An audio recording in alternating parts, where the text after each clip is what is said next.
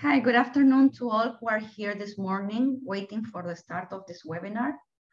We are going to wait a couple of minutes, 5 minutes, to see if anybody else will be joining the webinar this time, and we'll start very soon. Thanks.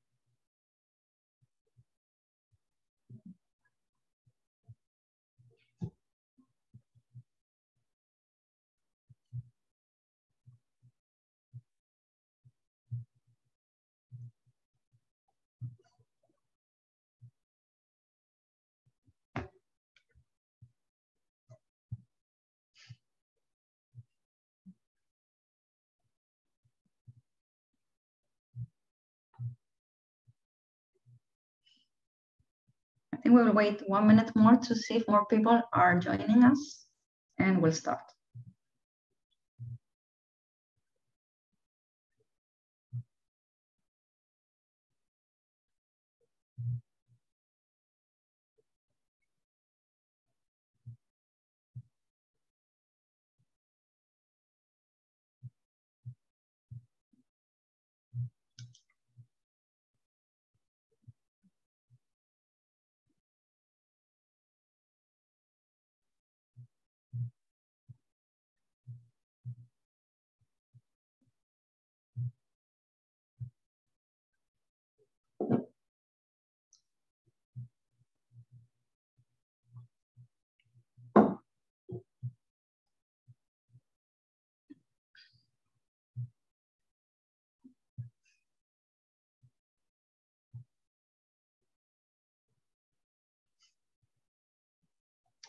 Okay, I think I will start.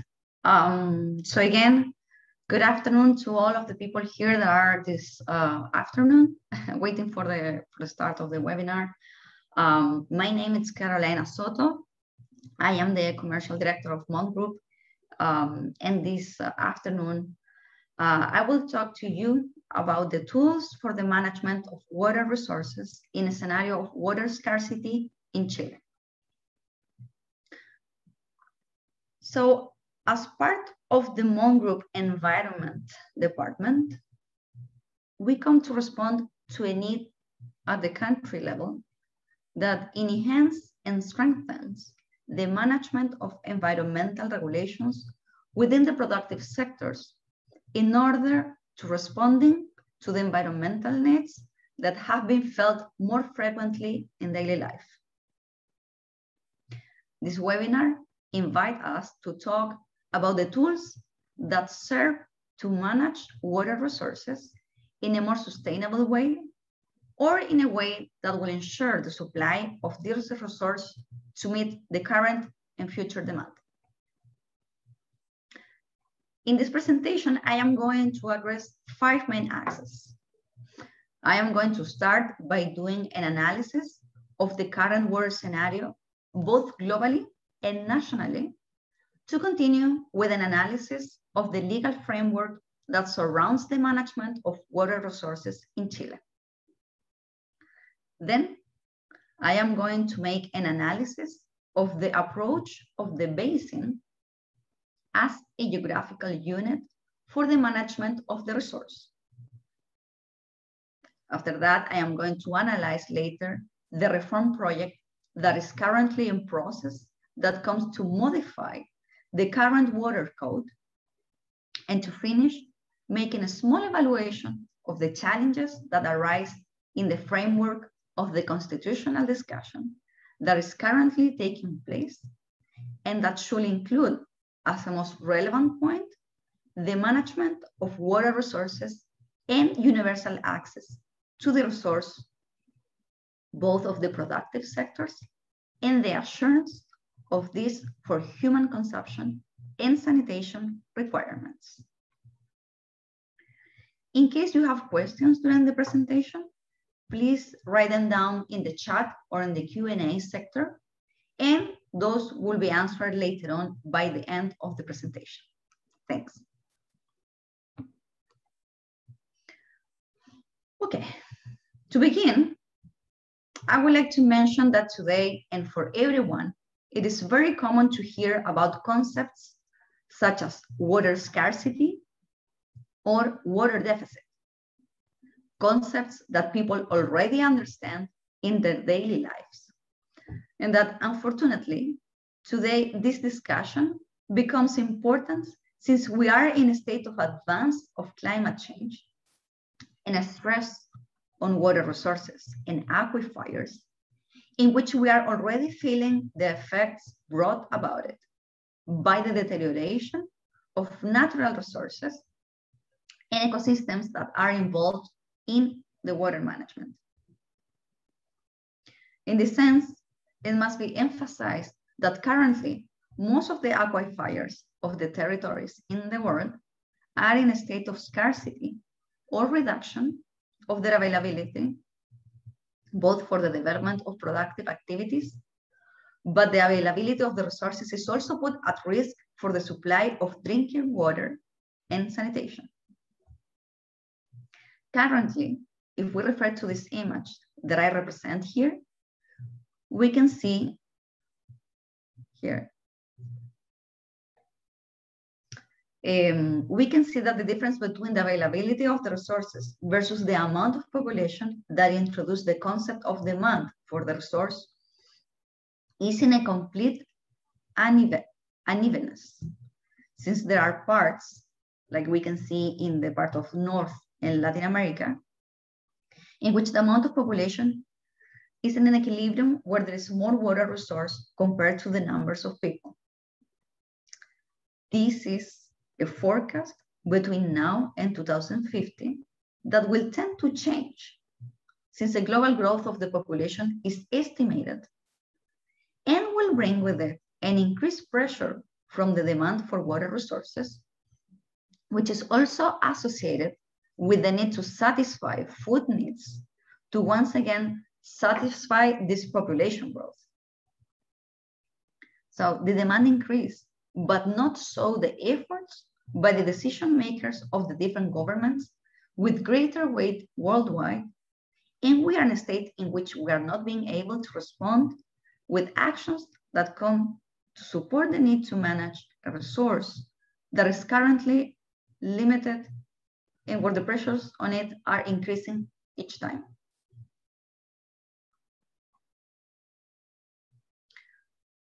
So now, if we go to the situation at the national scenario, at the national level, the difference is not much greater with the seriousness of the matter at the global level. There is a tendency to decrease rainfall and also an increase in thaws, with which availability is running out of the resource at the level of existing reserves. Chile, due to its territorial distribution, has a marked water homogeneity that is reflected in the fact that we have basins in the northern area that have a flow ranging from 0.1 cubic meters per second to basins in the southernmost area of Chile that have available flows about 3 cubic meters per second. Then what happens with this information? It comes to reflect that there are conditions that are different in basins that are located in opposite areas in the same territory of the same country. And these different conditions bring different capacities for the sustenance of life and economic activities that require as a basis the supply of a water resource. Due to this trend, there has also been a change in the behavioral trends of climatic phenomena. In this map,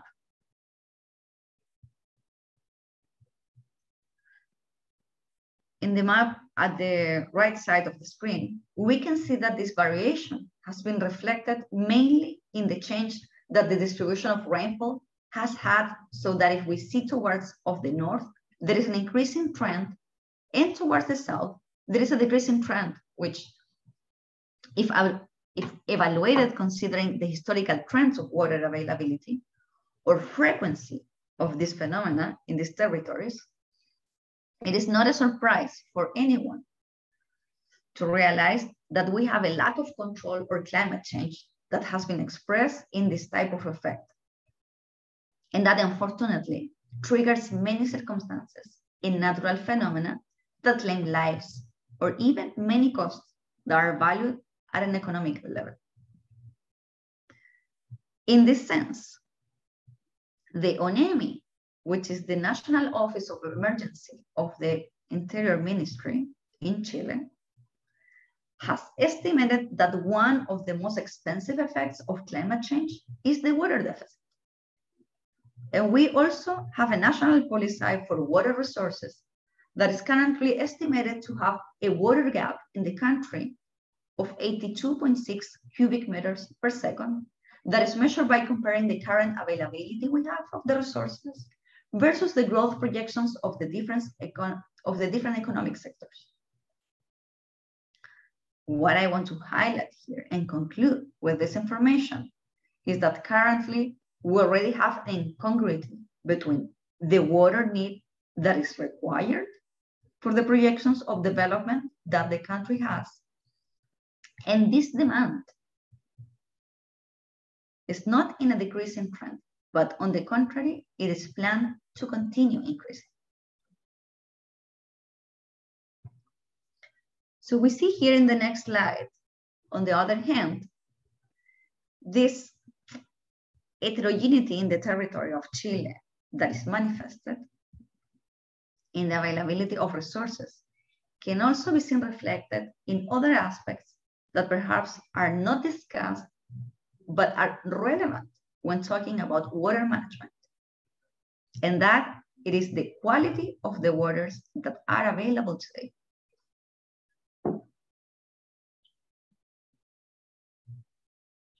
If we see this map, we can see that there is a tendency to find a worse quality of the resource towards the north. And on the contrary, again, there is a better quality of the resources located towards the most extreme areas of the country.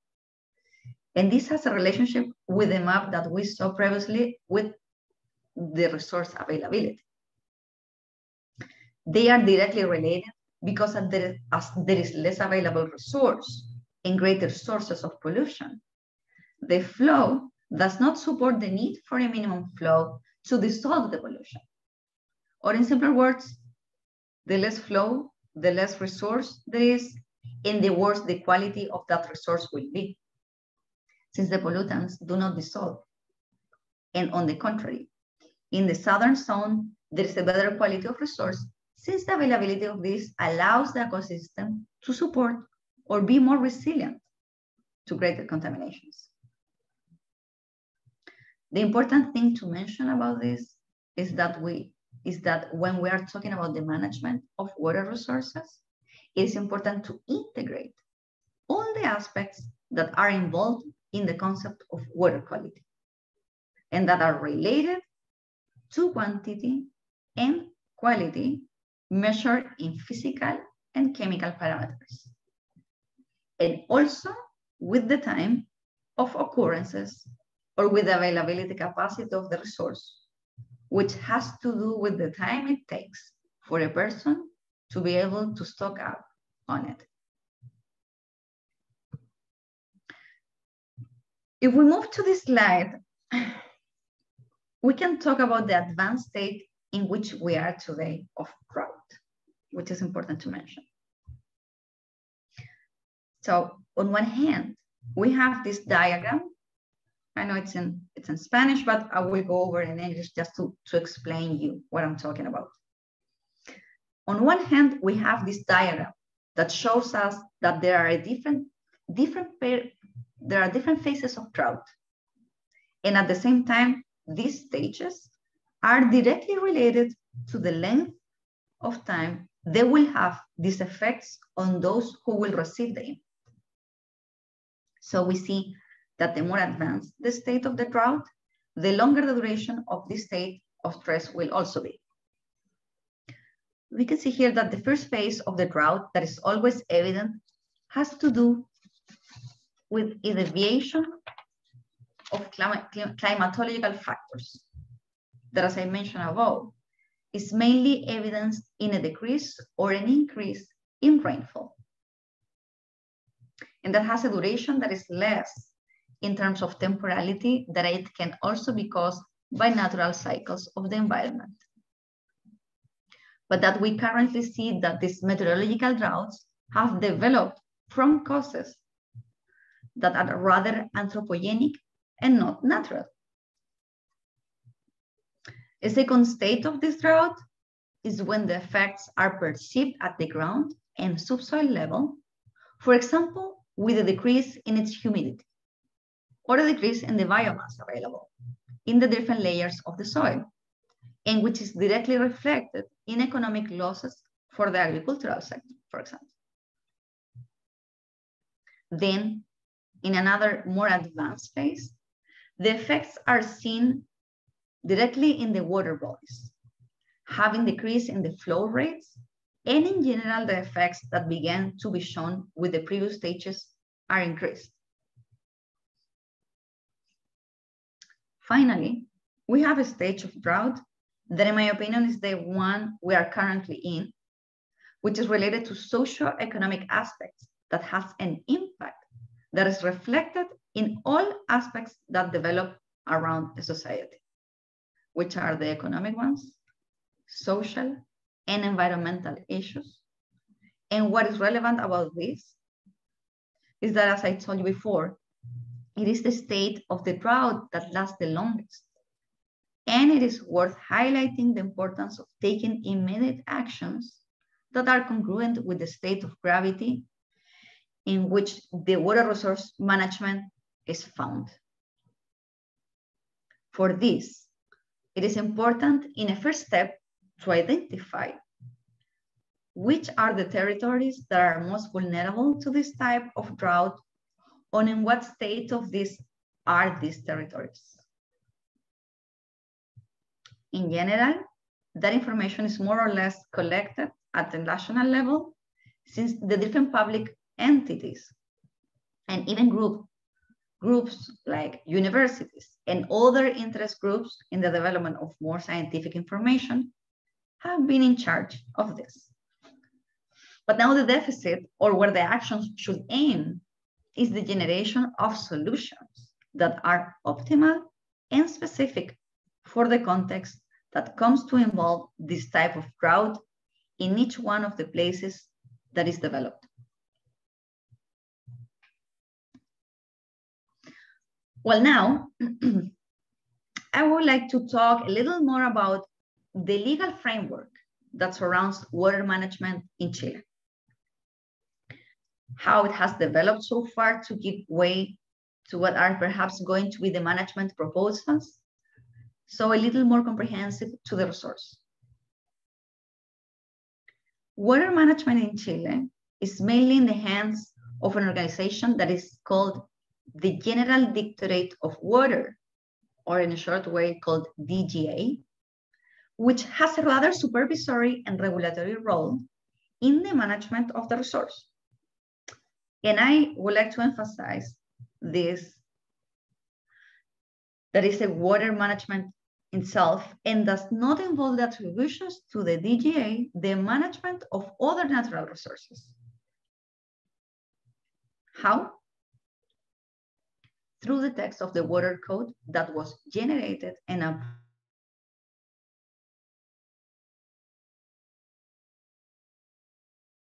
in 1981.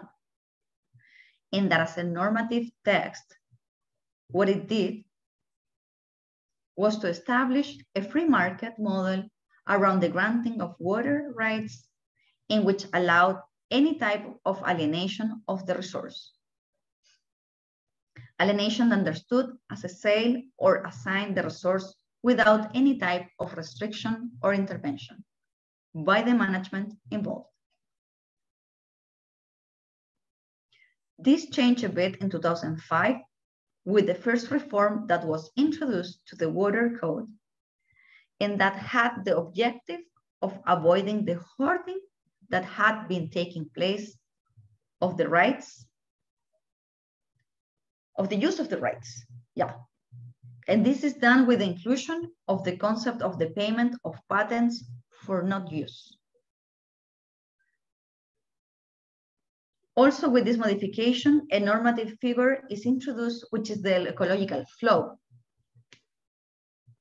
This is the first time that in the granting of water rights, this concept, the ecological flow, is included as a minimum flow that should be allowed to flow through water courses to ensure that the resource will be available throughout the year. This, as a first approach, indicated that this flow was going to be permanent all year. It is a fixed figure and it was arbitrarily defined. And it was going to apply evenly for the whole year. Then, with this modification to the water code, the DGA had to make a modification to the manual for the administration of water resources. And with this, a hydrological method was established for the determination of flows. And this is the first time that there is a distribution of these flows that will have an incidence with seasonal variability. So it is no longer a value that will be fixed for the whole year, but will vary depending on the season. So this ecological flow will then be calculated around 50% of the flow of a 95% probability of exceedance of the resource in that year. So from this value that I just mentioned, is that decree number 14 is later developed, which is the regulation of granting the ecological flows that have been developed by the Ministry of Environment in 2012, and those new criteria were incorporated for the determination of this flow. And it was established that this variability will no longer be seasonal, but also at a monthly level. Finally, other concepts are also considered, such as the minimum and maximum flows that river courses have, and also another integration to this normative body is that it will consider statistical modeling considering data from 25 years ago.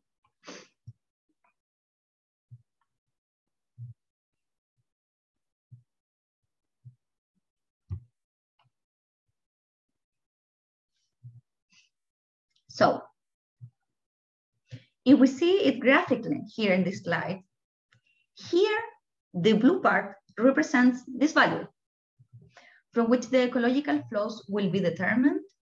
And I would like to emphasize that currently the distribution regulation of ecological channels determines different scenarios.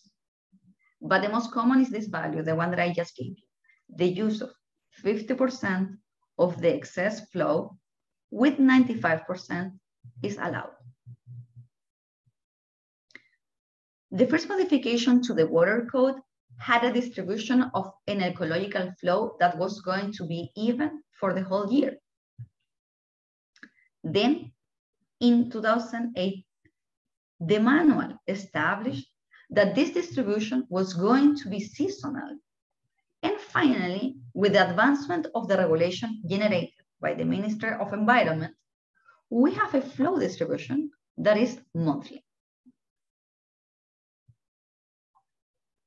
What it happens is that generally criticisms of the distribution model of ecological flows continues in Chile.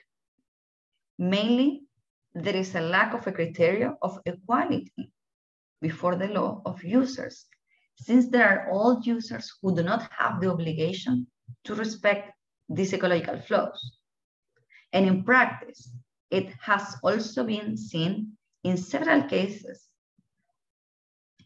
that the DGA has granted the right to use subject to ecological flows that are different for the same stretch of river or the same catchment source. So the first criticism is that there should be guarantees that allow all users have equal charges or an equal distribution of charges or negative externalities. And with this, the principle of equality of the law will then be respected, which is also stipulated in the General Environmental Basis Law. On the other hand, another of the criticisms that have also been made to these models is that the ecological flow should not be a figure attributed to each of the users, but should be a minimum that was ecological flow, should not be a figure attributed to each of the users. Excuse me. Should be a minimum that was determined considering the characteristics of the channel and of that water system, and that in the same way it is a value assigned to the source, but not to the users. Yeah.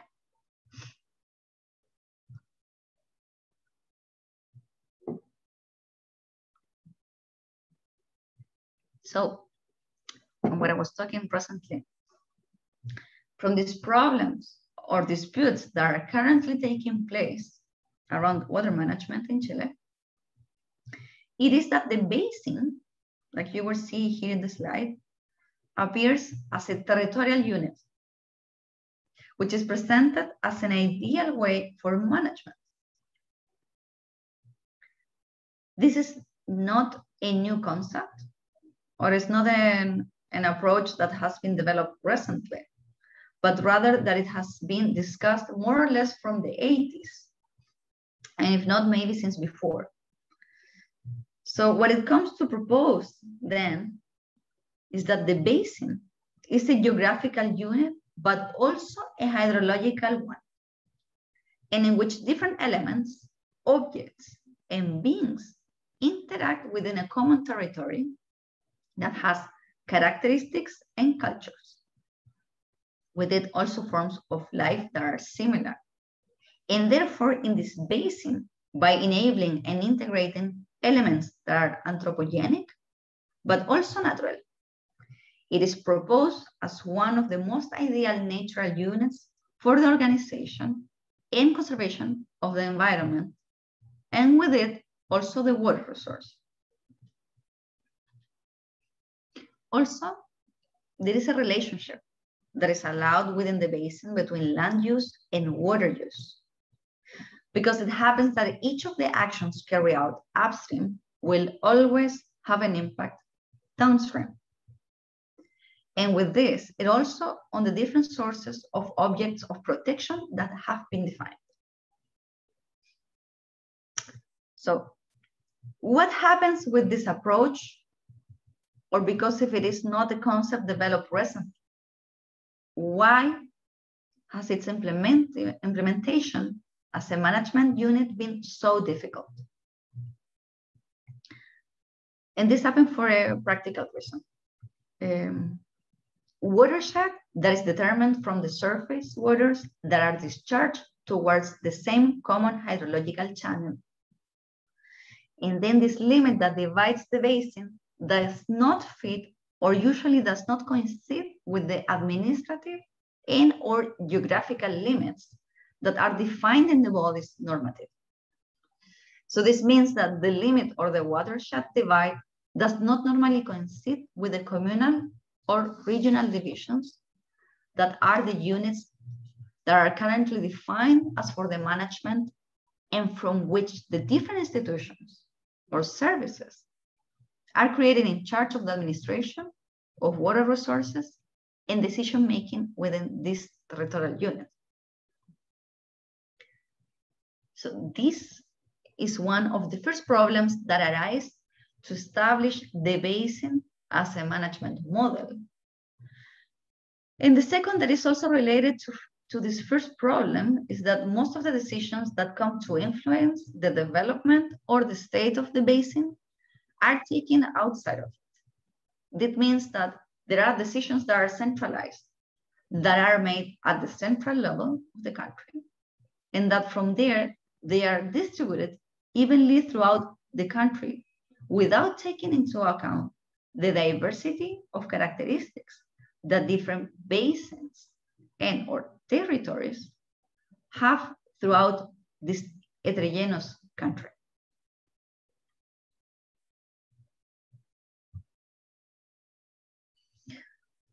But let's talk here about what is being proposed. And what are the trends in the approach to water resource management?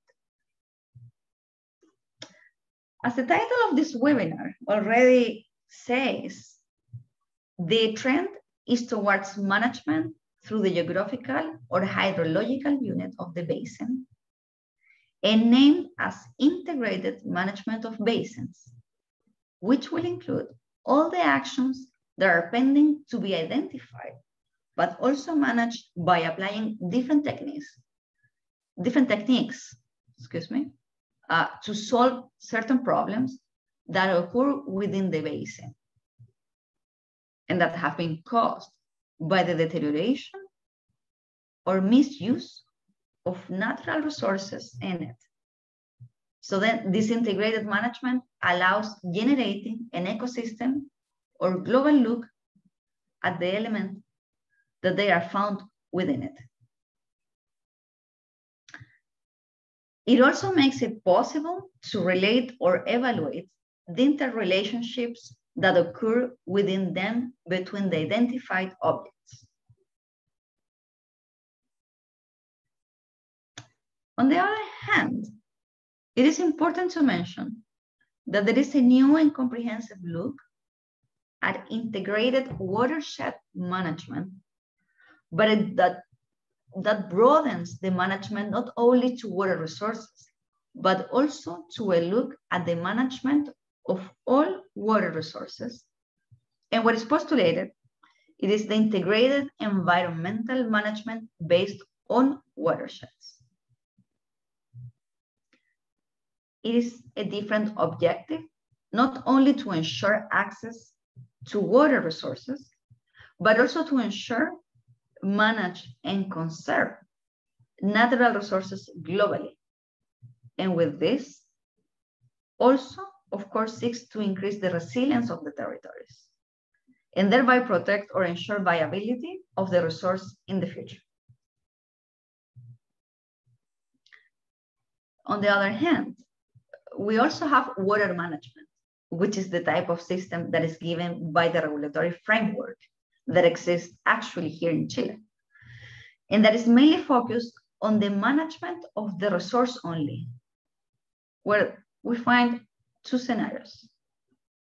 One is it's a scenario of a multi-sectoral management that aims to control negative externalities involved in the distribution of the resource, and that involves different actors, private and public actors.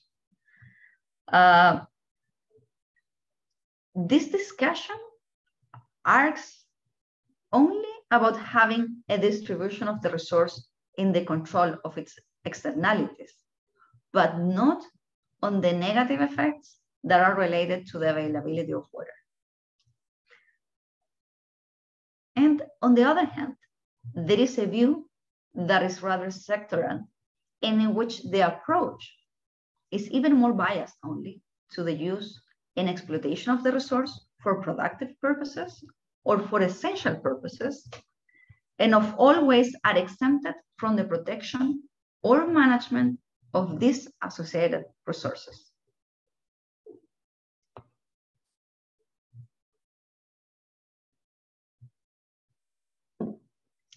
But here I would like to come back to the concept of ecological flows, like we mentioned before. Since it is not a bad concept as a concept, but there are different definitions of flow with different last names, we can call it.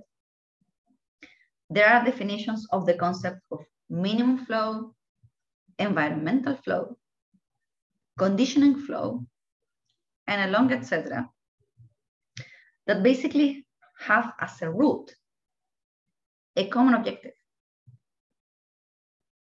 And this one is to attribute to the river or the body of water under evaluation a minimum amount of resource for its subsistence, but they have different conservation or protection approaches. The ecological flow that is currently determined here in Chile was more in line with the definition of a minimum ecological flow, since it allows to maintain life in the river, but is a direct and rather arbitrary calculation, because it does not take into account its own characteristics or the different flows that a water course has throughout the year or the seasons. On the other hand, the ecological flow, or the concept that comes to be presented from the scientific communities, it is a slightly more comprehensive one that aims not only to preserve the resource, but also to conserve the ecosystem that are associated. And that comes to serve also the resilience of ecosystems that allow the abundance or not of water, and also aims to preserve other types of functions that water resources have apart from supply, but also functions such as the dissolution of pollutants, the recharge of aquifers, and others that also have only landscaping purposes. If we look here, and if you remember the previous diagram, there is respect for the differences in floods or decrease in river flow. There is also an ecological flow that is distributed monthly, and this ecological flow respects or delivers the excess so that it can be extracted for economic or sanitation or human use purposes. The important thing here is to emphasize this definition of flows with a much more comprehensive look at the management of the water body, and that its objective is a more holistic one, which is to maintain the balance between terrestrial and aquatic ecosystems that are given by the same resource.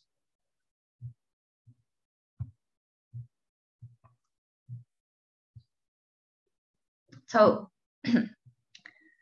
how can we land this on the territory of a basin? It must always be taken into account, like you can see here in the slide, in the policy approach. And the nature that is going to be given will be unidirectional and asymmetric within the actors of a basin. This means that the action that occurs upstream will always have an impact downstream and not the other way around. That is why it is asymmetric, and it is also unidirectional, because there is a power of those who are holders of upstream rights over the exercise of the right of those who have titles downstream. It is also important to mention that all the actions that occur upstream will have a cumulative effect downstream, mainly when we talk about pollution. So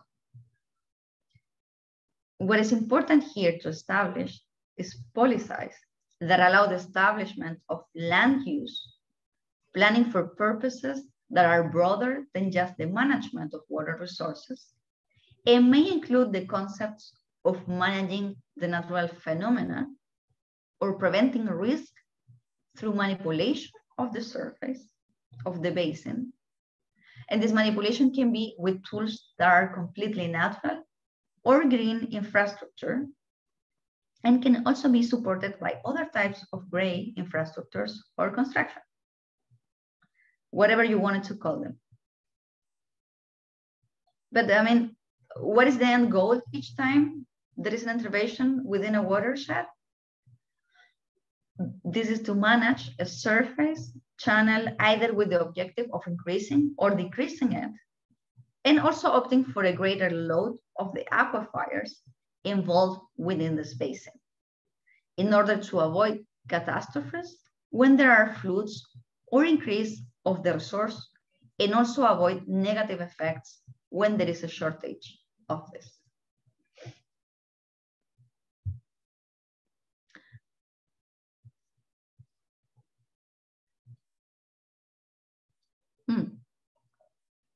Here in this slide, I have a few examples of forms of water resource management with different objectives.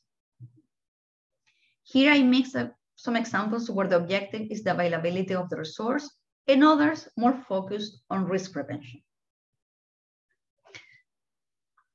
The first image reflects a situation that occurs frequently, and if we recall 2 to 3 months ago, a scene like this was seen in Germany due to the complete flooding of a town, and it would look like this on a satellite. It is the location of different communities in areas that are historically part of the channel or the path that the water bodies travel. Then, in what way can territorial planning help us?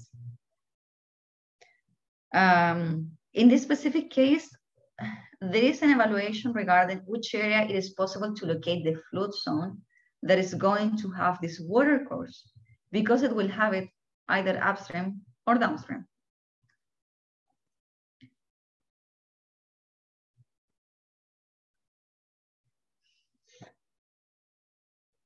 In this example, there is a mixture of a gray infrastructure that will be the implementation of this wall, in a rather green infrastructure, because this alluvial plain is created in order to allow excess water resources to remain here without influencing the communities that are downstream nor upstream.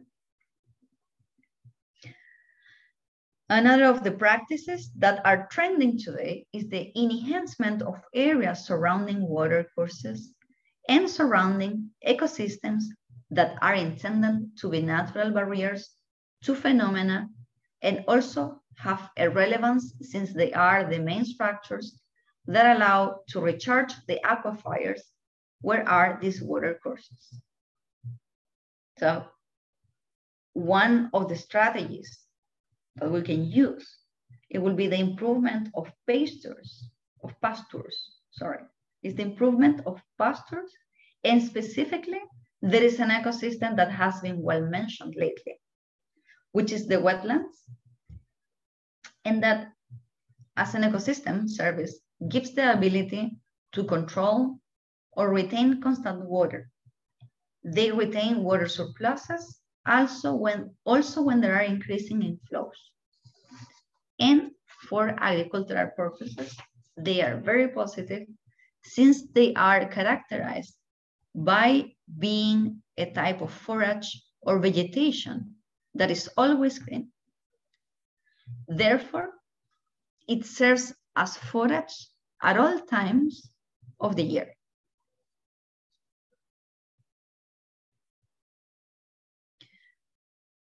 In this other example, here there is an action of management or restoration of the meanders of the rivers that are the natural structures that usually have these courses and that historically have tended to be channeled and with subsequent phenomena that have brought scenes such as floods.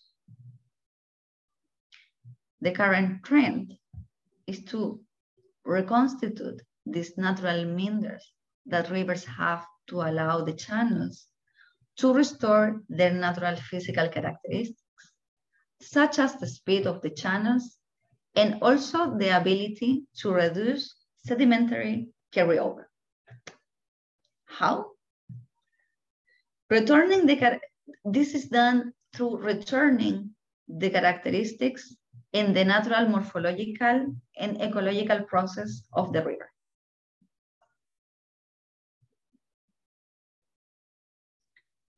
And finally,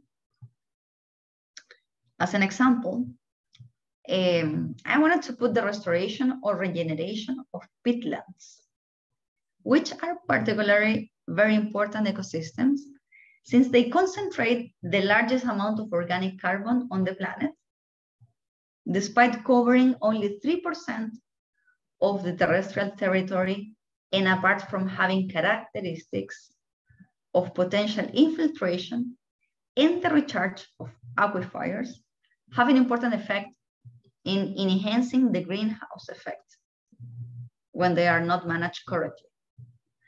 So they tend to dry out because this organic carbon that has accumulated for years, when the peatlands dry out, begin to be released in the form of greenhouse effect. Therefore, a non-maintenance or non-management of this ecosystem is also a negative effect, not only in water management, but it will also help to enhance a climate change effect that we currently do not want.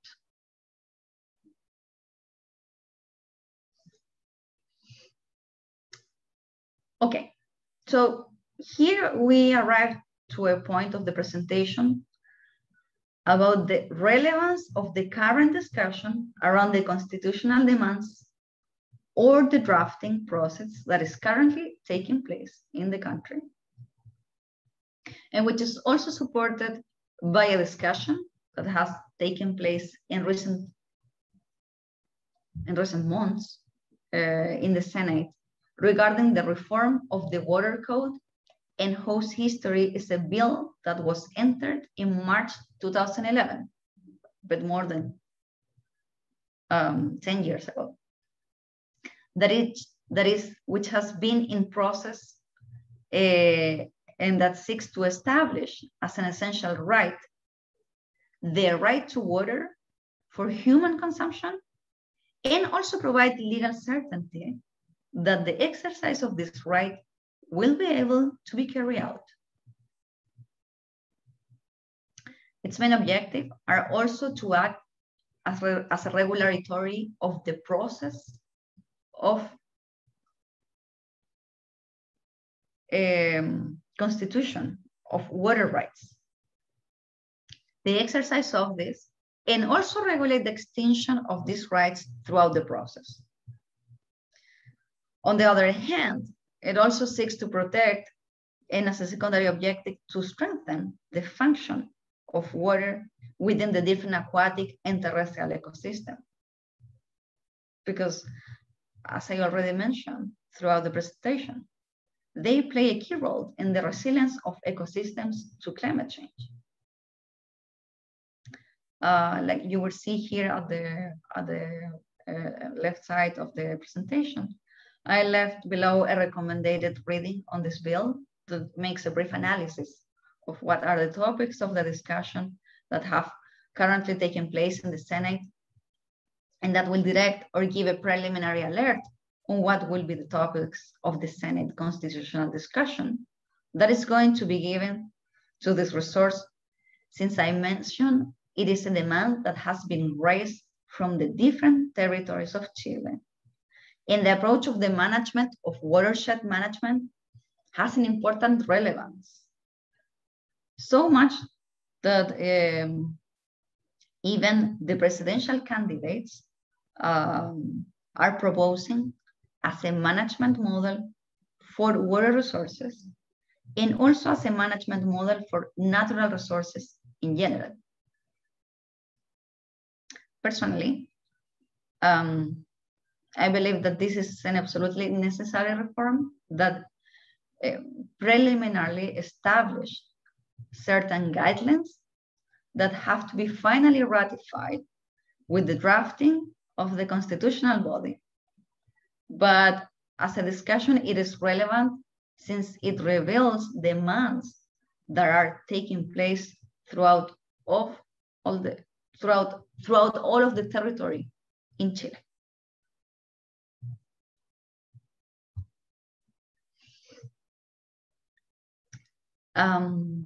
So in this slide, you can see a proposal, which I know is in Spanish, but I'm going to explain you throughout the presentation what this proposal talks about. This is a diagram that was generated by a company called Transición Hídrica. This is an organization that seeks to propose different actions or forms of remediation and management for the current scenario of water resources, and that raises 4 main points that should be integrated into the discussion of the process of granting the right of water. The first point talks about the management and institutional framework of water. This one seeks to recognize that there is a process of change around the management of the resource, and that conditions have to be developed that allow achieving water security through the strengthening of institutions at the central level, but also at the local level, since at the end of the day, it is the local government that carry out the implementation of the actions in the territories. And it is also important within this management and institutional framework of water, if it is taken as a management system, the one that has a recognition of the basin as the management unit, and also to have a recognition of the functions that it fulfills around the economic, social, and environmental development of a territory. Second, the other important point that we can see there in green is the conservation and protection of water systems and associated and relevant ecosystem in the attribution or increase of the resilience of ecosystems due to their particular ecosystem services, such as the regulation of surface water flows, purification of the quality of the waters, and the long, etc.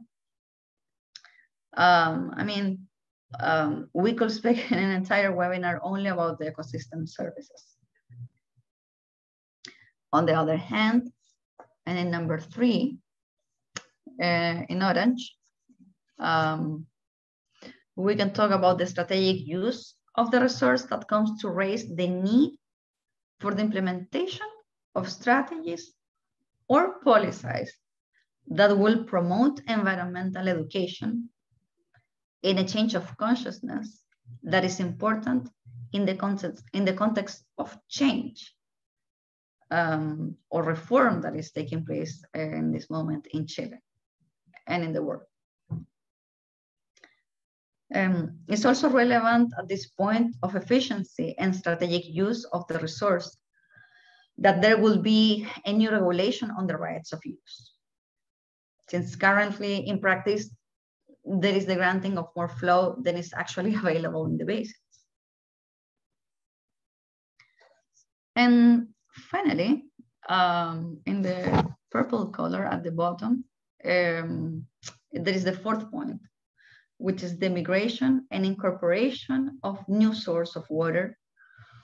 From now on, policies must be generated that come in favor of allowing a transition from dependence only on the available water resource in surface or underground bodies of water. It is necessary to generate an institutional framework, financing, and the enabling of systems that are multi-purpose, that allow a decoupling of the waters that are going to be used for purely productive purposes and the waters that are going to be delivered for human use and sanitation.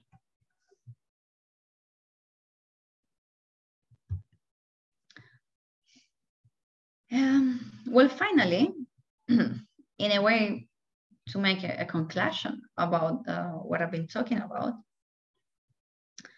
I would like to leave this small invitation to recognize that we are in a stage of change.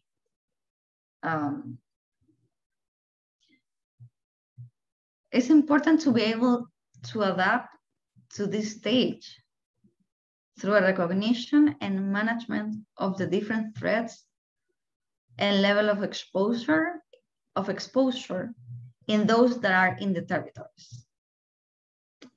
That it is also important to manage around the available resources and not resources that do not exist.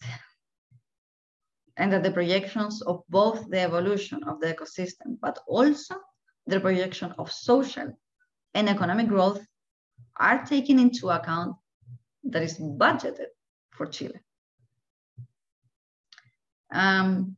It's also important to recognize in the discussion and stage of change, the different agreements will be reached,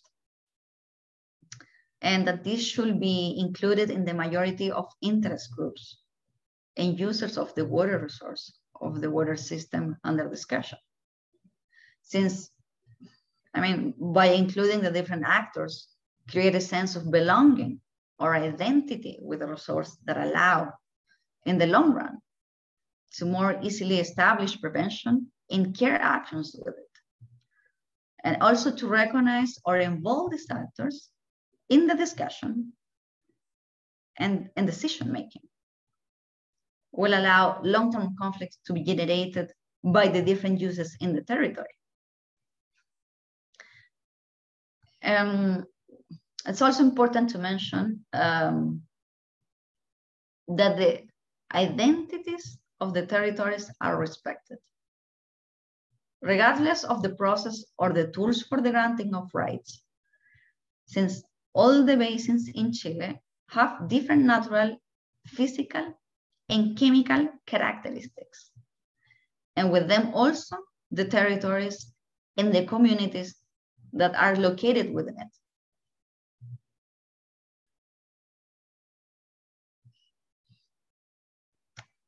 As a final conclusion, I think that it's important that in the discussion that is taking place and in this process of change at the national level, it's possible to achieve a balance in the management of not only water, but also natural resources.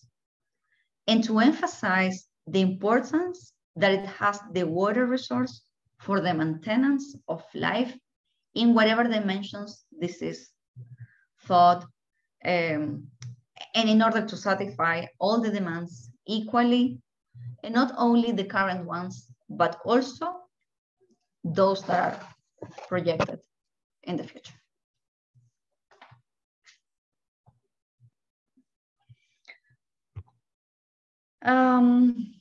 Finally, I would like to thank you for attending this webinar. I hope you enjoyed the presentation.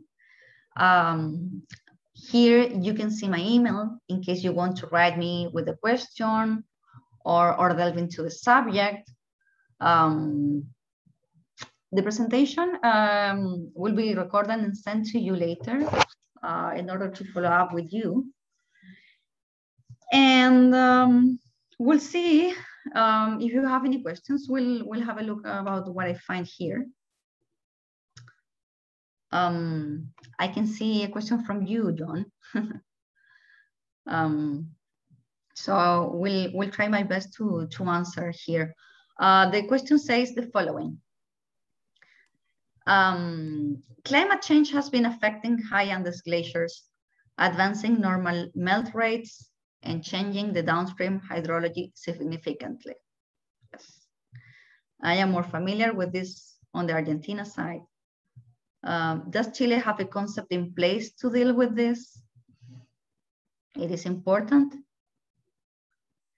This brings into question whether the 25-year statistical historical values will be relevant. Thank you for your question, John. What I can say to you is that it is important. Right now, what you are mentioning, it's a law project at the Congress waiting to be passed as a definite law. The project consider a stricter prohibition to do activities in near areas or in areas where glaciers are located. So this is something that, like I say, we're working on a way to pass this law. So yeah, this is something we are taking as a action at the country level. Yes, so thank you for your question, John. Let me see if there's anything else here, any other questions? We'll see in the chat.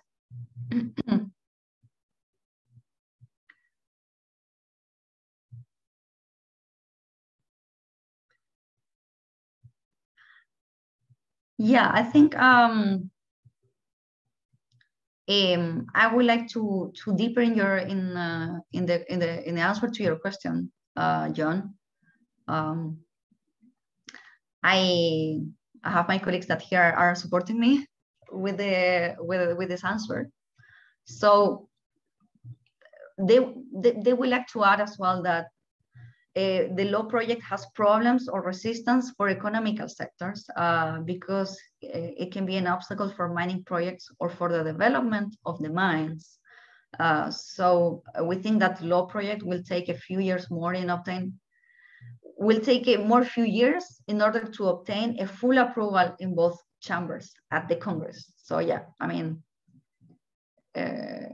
we're working on it, but this is not something that's going to be approved right away. It's going to take some time to approve that. Also, the law project considered an inventory of the glaciers to protect different definitions of sectors to protect related with the glacier zones. But it's too early to think that will become a definite law. Right now, the regulation is in charge of the National Environmental Agency. This institution audits the compliance with the general environment law and environmental compromises that the companies assume for each project. So with this, I hope I answered your question. I